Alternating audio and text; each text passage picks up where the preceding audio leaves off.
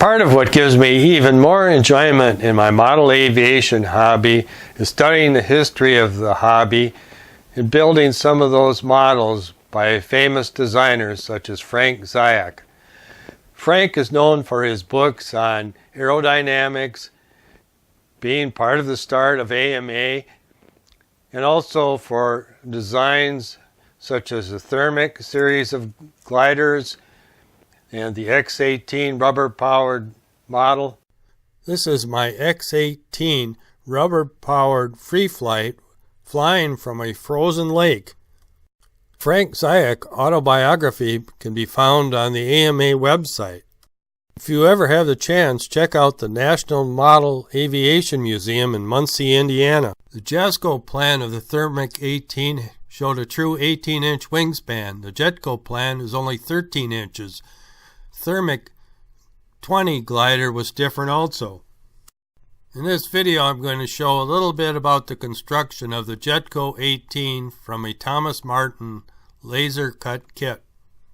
You probably just push out the laser cut pieces, but I prefer to cut the little tabs in between and it'll be easier to push out. Normally I prefer to do all the shaping and sanding before I glue any of the pieces together. For the wing airfoil I used a razor plane to do rough shaping and then follow that up with sandpaper. I marked the places where the balsa pieces are glued together so I do not sand that round. Block up the wing at the proper dihedral angle when you sand the joint. With the parts sanded, now is the time to look at the plan to determine where the parts go.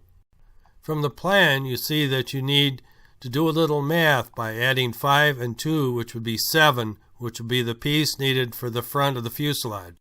From the plans you will notice that the rear of the fuselage is tapered to 3/16. Use a ruler and measure the rear piece you have to make sure you have the end at 3/16. From the plans you will notice that the two halves of the fuselage overlap by 2 inches. With your ruler, mark 2 inches on each of the halves of the fuselage. I use tight bond translucent wood glue, which should be safe for everyone to use but will not dry real fast. Glue joints should be held together under pressure if all possible. Check alignment of your model. This is most important to have a good flying model, that it is accurately aligned.